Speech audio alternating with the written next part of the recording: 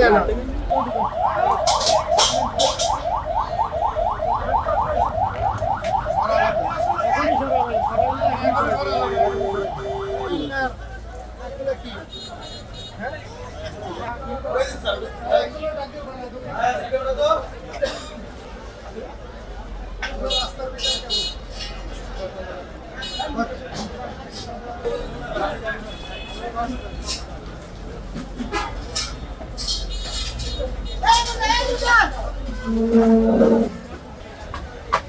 আর ওই চাচারা ডাক দেন, কথা বলবো। চাঁদান কারে?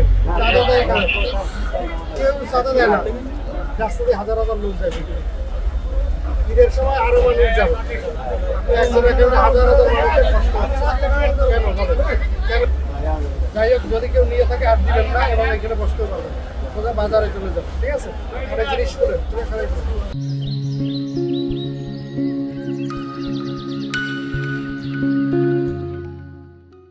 বাস স্ট্যান্ড এরিয়া যেটা, সেখানে আসলে শত শত আমাদের হকাররা রয়েছে যারা ফুটপাত দখল করে ব্যবসা পরিচালনা করছে। এমনকি আমাদের ওভারব্রিজ যেটা, সেটাও আসলে দখল করে তারা ব্যবসা পরিচালনা করে।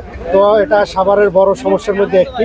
যে 6টি স্পটের কথা আপনাদের বলেছি, সেই 6টা স্পটের ভিতর সাভার বাস স্ট্যান্ডও রয়েছে, যেটা আমরা খুব শীঘ্রই এই সপ্তাহের ভিতরেই অথবা আগামী সপ্তাহের শুরুই সেখানে অভিযান পরিচালনা করব এবং ইনশাল্লাহ আমরা সেটা দখলমুক্ত করতে সমর্থ হব। আপনি যখন অভিযান পরিচালনা করেন তখন অনেকগুলো বিষয় চিন্তা করতে হয়। যাদেরকে আপনি উচ্ছেদ করলেন তাদেরকে আপনারা কিভাবে পুনর্বাসন করবেন বা কিভাবে এটা ম্যানেজমেন্টের আওতায় নিয়ে আসবেন। এটা সুন্দর ম্যানেজমেন্টের আওতায় নিয়ে আসলে আসলে এরকম বিশৃঙ্খল পরিবেশ সৃষ্টি হয় না। ইতিমধ্যে একাধিক অভিযান পরিচালনা করা হয়েছে, আবার তারা পুনরায় সেই জায়গা দখল করেছে। তো এবার আমরা যে উচ্ছেদগুলো করব, আমাদের একটু ভিন্ন পরিকল্পনা রয়েছে। আমরা এই স্থানগুলো উচ্ছেদ করার পরে যারা মালিক অর্থাৎ রোডস অ্যান্ড হাইওয়ে অথবা আমরা স্থানীয় সরকার বিভাগ যারা রয়েছে, অর্থাৎ পৌরসভার এলাকা হলে পৌরসভা বা ইউনিয়ন পরিষদের জায়গার ভিতরে হলে আমরা ইউনিয়ন পরিষদ, তাদের নিকট এটা হস্তান্তর করবো এবং তাদেরকে আমরা একটা সুন্দর ম্যানেজমেন্টের জন্য নির্দেশনা প্রদান করব। আশা করি পরবর্তীতে আর এরকম দখল হবে না।